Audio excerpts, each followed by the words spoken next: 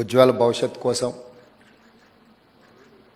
తమ తల్లిదండ్రుల తమ రాష్ట్రం యొక్క ఆకాంక్షలు నెరవేర్చడానికి మీరందరూ చాలా కష్టపడి పబ్లిక్ సర్వీస్ కమిషన్ సివిల్స్లో ప్రిలిమ్స్ క్లియర్ చేసి ఇప్పుడు మెయిన్స్కి ప్రిపేర్ అవుతున్నారు. మీకు అందరికీ తెలంగాణ గురించి నేను కొత్తగా చెప్పాల్సిన అవసరం లేదు. ఈ రాష్ట్ర ఏర్పాటే,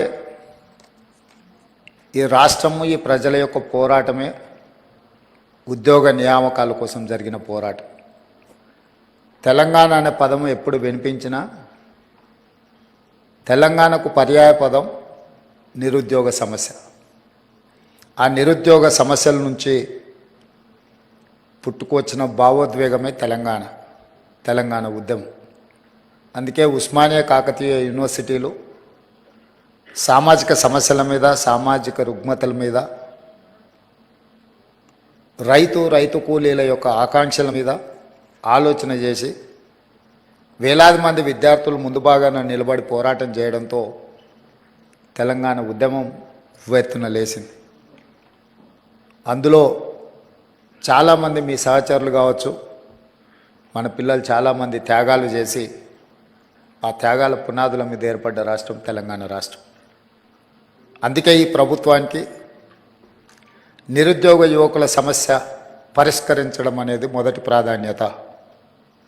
అందులో భాగంగానే డిసెంబర్ 3 నాడు 2023 ఫలితాలు వస్తే డిసెంబర్ 7 నాడు మేము బాధ్యతలు చేపట్టి 90 రోజులలో 30,000 ప్రభుత్వ ఉద్యోగ ఖాళీలను భర్తీ చేసి ఎవరికైనా అనుమానం ఉంటే లెక్క పెట్టుకోండి అని చెప్పి ఎల్బీ స్టేడియంలో ఎన్నికైన అభ్యర్థులతో పాటు విద్యార్థులు, వాళ్ళ తల్లిదండ్రులు, వాళ్ళ కుటుంబ సభ్యుల యొక్క కళ్ళల్లో ఆనందం చూస్తూ 90 రోజుల్లో 30,000 ఉద్యోగ నియామక పత్రాలు ఎల్బీ స్టేడియంలో ఎక్కడైతే మేము ఉద్యోగ ప్రమాణం చేసినామో అక్కడే వాళ్ళకు కూడా ఉద్యోగ ప్రమాణం చేయించి ఉద్యోగ పత్రాలు 90 రోజుల్లో 30,000 ఇవ్వడం జరిగింది. దీన్ని బట్టి తెలంగాణ నిరుద్యోగ యువత ఈ ప్రభుత్వం యొక్క ప్రాధాన్యత ఏందో అర్థం చేసుకోవాల్సిన అవసరం ఉన్నది.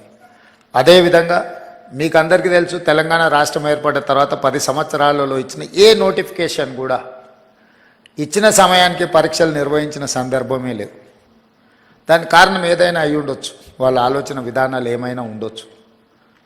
కానీ తీరని నష్టం, యుక్త వయసులో ఉజ్వల భవిష్యత్తును ఆలోచన చేసి కోచింగ్ సెంటర్లలో తిరుగుతూ మధ్యతరగతి, దిగువ తరగతి కుటుంబాలు తల్లిదండ్రులు కష్టపడి రూపాయి జమ చేసి ఇక్కడికి పంపిస్తే అమీర్పేట్ చౌరస్తాలను, దిల్సుఖ్ నగర్లను, అశోక్ నగర్లను వివిధ కోచింగ్ సెంటర్ల చుట్టూతో తిరుగుతూ సంవత్సరాల కొద్ది పరీక్షలు వాయిదా పడుతూ సంవత్సరాల తర్వాత పరీక్షలు నిర్వహిస్తే ఫలితాలు వచ్చే లోపల మీరు కష్టపడి చదివిన పరీక్షా కేంద్రాల్లో మీకు ఇచ్చిన ప్రశ్నపత్రాలు అంతకంటే ముందే జిరాక్స్ సెంటర్లలో పల్లి బఠానీల్లాగా అమ్మినప్పుడు ఆ విద్యార్థుల యొక్క బాధ, భావోద్వేగం మేము కళ్ళతో చూసినాం, అర్థం చేసుకున్నాం.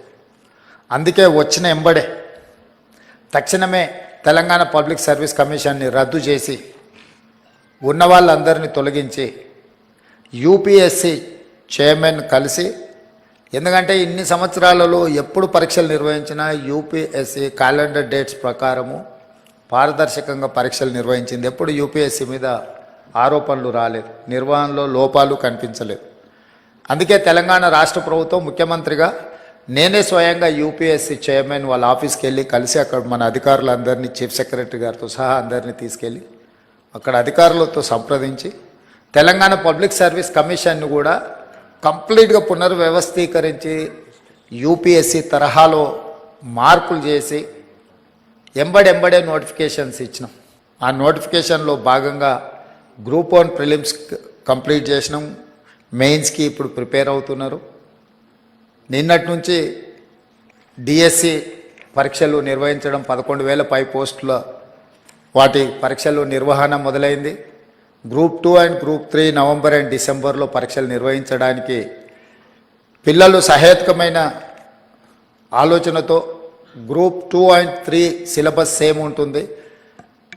మేము ఇప్పుడు డిఎస్సి పరీక్ష రాసినంబడే గ్రూప్ 1కు ప్రిపేర్ అవుతాం, మళ్ళీ గ్రూప్ 2 ప్రిపేర్ అవ్వడానికి కష్టం అవుతుంది అని అంటే వాళ్ళు చెప్పిన సమస్యలో కొంత విషయం ఉన్నది కాబట్టి మా బట్టి విక్రమార్క గారు ఎంబడే public service commission chairman Mahender Reddy గారితో మాట్లాడి ఈ విధంగా విద్యార్థులు లేవనెత్తుతున్నారు, ఇందులో కొంత విషయం ఉన్నది, మీరు ఆలోచన చేయండి అంటే తక్షణం పబ్లిక్ సర్వీస్ కమిషన్ కూడా గ్రూప్ 2 పరీక్షల్ని గ్రూప్ 3 పరీక్షలతో పాటు నవంబర్ అండ్ డిసెంబర్లో నిర్వహించడానికి ముందుకు వచ్చింది. నేను ఎందుకు ఇవన్నీ మీతో పంచుకుంటున్నా అంటే ఇవాళ ఈ ఎగ్జామ్స్కి అంతా ప్రిపేర్ అవుతున్నదంతా మీ సహచరులు, మీ ఏజ్